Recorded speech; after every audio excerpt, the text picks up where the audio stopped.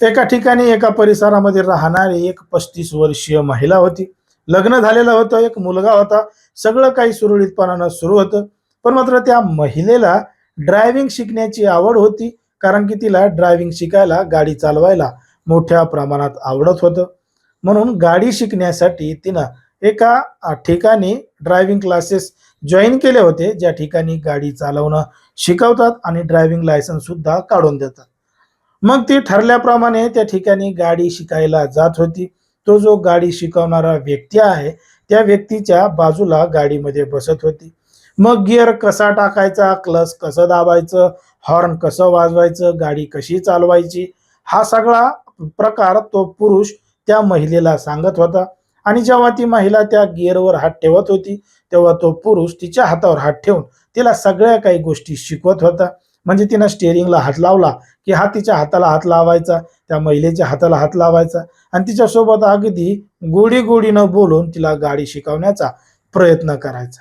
आता सुरुवातीला त्या महिलेला त्या पुरुषाचा राग येत होता. पण मात्र त्याच्या बोलण्यामुळं आणि तो तिला चांगल्या पद्धतीनं शिकवत असल्यामुळं त्या महिलेला सुद्धा तो पुरुष चांगला वाटू लागला.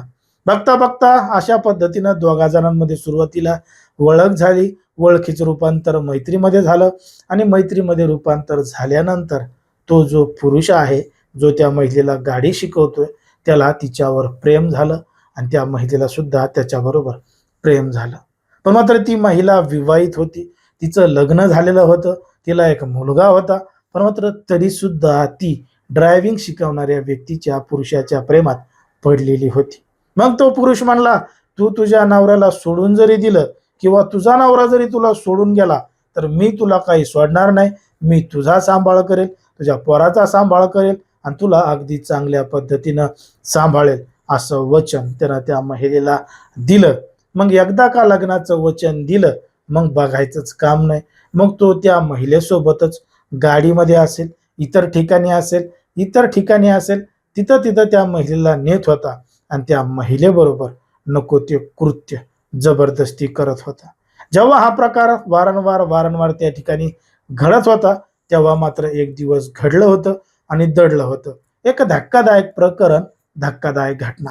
नेमकं काय आहे संपूर्ण प्रकरण, कुठं घडली आहे घटना, हे आपलं अगदी सविस्तरपणे बघायचंय.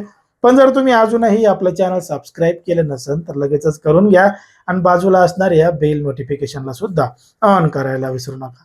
आता ही जी संपूर्ण घडलेली घटना आहे ती आहे नवी मुंबईमधील तळोजा पोलीस ठाण्याच्या हद्दीमध्ये, तळोजा परिसरामध्ये घडलेली संपूर्ण घटना आहे.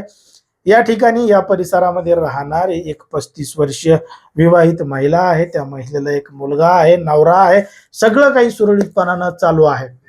आता त्या महिलेला लग्नानंतर वाटत होतं की आपण गाडी शिकावी, गाडी चालवायला तिला आवडत होतं, म्हणून तिनं जवळच असणारं एक ड्रायव्हिंग क्लासेसचं जे ठिकाण आहे ते ठिकाण जॉईन केलं होतं आणि ती ठरल्याप्रमाणे गाडी चालवायला जात होती, गाडी शिकत होती. मग जो व्यक्ती तिला गाडी शिकवतोय तोच व्यक्ती या महिलेच्या प्रेमात पडला होता.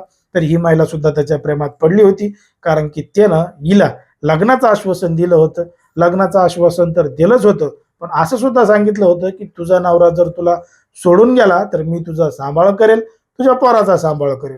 म्हणून त्या महिलेला ते पुरुष आवडला आणि अशा पद्धतीनं लग्नाच्या वचनामध्ये, आश्वासनामध्ये त्या पुरुष त्या महिलेबरोबर सगळं काही सुरळीतपणानं करू लागला.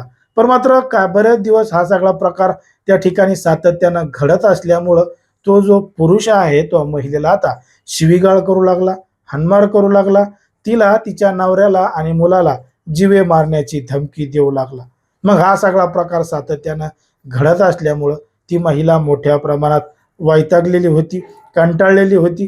कारण की जुलै 2022 मध्ये या संपूर्ण प्रकरणाला सुरुवात झाली होती, तर फेब्रुवारी 2026 पर्यंत हा सगळा प्रकार सुरू होता. कारण की तो त्या महिलेला मोठ्या प्रमाणात त्रास देत होता. मग आता नवऱ्यापेक्षा तो बाहेरचा माणूस जास्त त्रास देतोय, पोराला मारण्याच्या धमक्या देतोय, म्हणून ती महिला वैतागली. तिनं तात्काळ जवळचं पोलीस स्टेशन गाठलं, घडलेलं संपूर्ण प्रकार सांगितला आणि संपूर्ण प्रकार सांगितल्यानंतर पोलिसांनी या संपूर्ण प्रकरणाची गांभीर्यानं दखल घेतली आणि आरोपी विरोधात कायदेशीर कारवाई करणार असल्याचं देखील सांगितलेलं आहे. पण मात्र या ठिकाणी विविध प्रश्न निर्माण झालेले आहेत. जेव्हा त्या महिलेला त्या पुरुषानं धमकी दिली होती तेव्हाच ती महिला पोलीस ठाण्यामध्ये का आली नव्हती? मग आता तिनं जे तक्रारीमध्ये जीवे मारण्याची धमकी किंवा इतर काही गोष्टी सांगितलेल्या आहेत, खरंच त्या खऱ्या आहेत का? त्या आरोपी नेमकं असं केलेलं आहे का? हे सगळं कशा पद्धतीनं घडलेलं आहे, काय घडलेलं आहे, हे पोलीस तपासामधून समोर येणार आहे. पण मात्र ज्या पद्धतीनं सध्या अशा पद्धतीचे प्रकार वाढत चाललेत, हे नेमके का वाढलेत?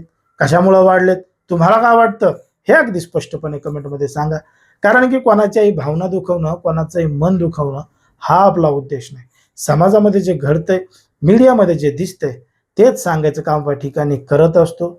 लोकांना सावध आणि सतर्क राहण्याचं आवाहन करत असतो, की बघा कशा पद्धतीनं घडतंय, कशा पद्धतीनं काय काय होतंय. सुरुवातीला सगळ्या काही गोष्टी चांगल्या वाटतात, पण मात्र नंतर त्याचे परिणाम गंभीर स्वरूपाचे होतात. हेच तुम्हाला या संपूर्ण प्रकरणावर समजलं नक्कीच असेल.